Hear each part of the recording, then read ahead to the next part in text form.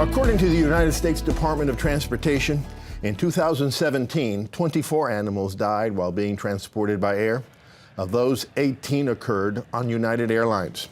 After universal outrage over the death of the 10-month-old French bulldog Coquito, who was forced into an overhead bin just before flight, United has taken full responsibility for the incident and has announced a series of measures to prevent similar deaths from occurring in the future.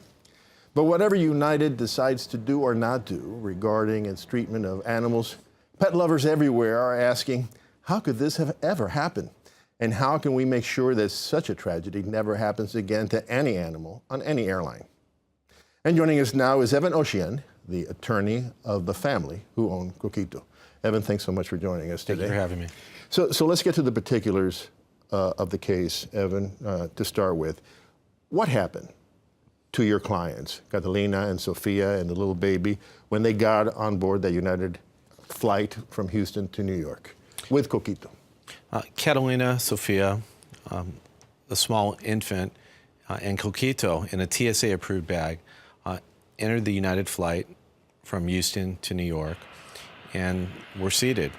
After they were seated, the flight attendant came by and ordered Catalina to remove the bag from the space in front of her and put it in the overhead bin.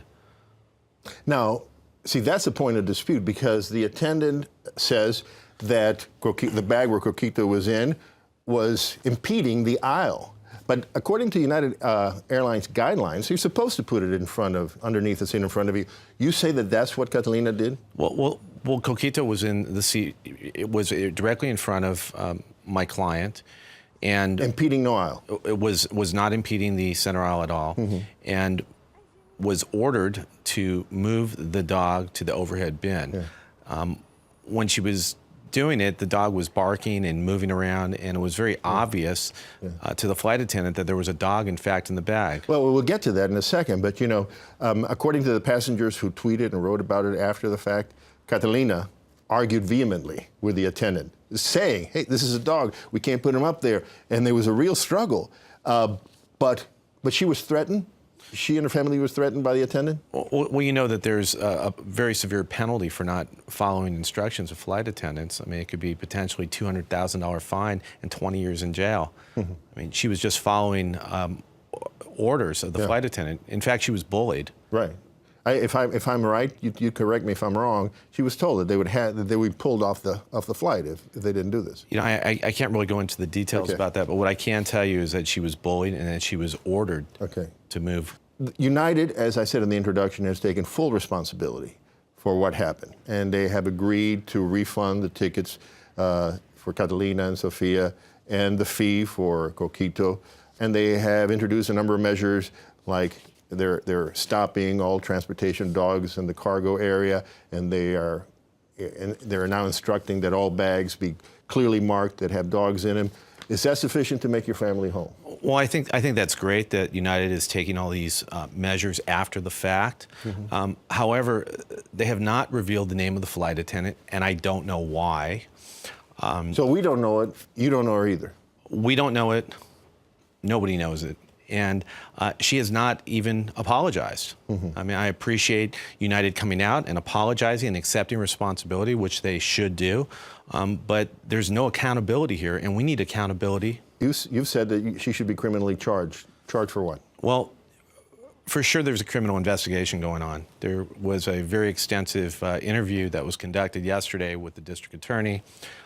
They're looking at animal cruelty and other criminal issues. I can't go into any more detail about that. I don't want to impede in their investigation. What are you looking for your clients? Well, first and foremost, what we're looking for is accountability. The flight attendant needs to come forward. We need to know who she is. We need to have that taken care of. Then there needs to be justice for Coquito. And I think Senator Kennedy and Senator Alcantara here in New York are working on some great legislation. And I applaud that. They've brought up Coquito's laws, Senator Alcantara. And I would also like to call upon President Trump in his hometown to come out and help out with this legislation that's really happening right now. So tell us a little bit how the family's doing. Sophia is an 11-year-old girl, and she witnessed all this. And the mother, of course, was distraught. She was the one to try to revive the little dog. For Sophia, she's completely devastated. She cries herself to sleep. She's having a horrible time. It's absolutely devastating. And she keeps reliving this over and over and over again. For the mom, it's the same. For the father, the same. And I'm sure everybody on that flight was traumatized. This was an absolute horrible thing that happened.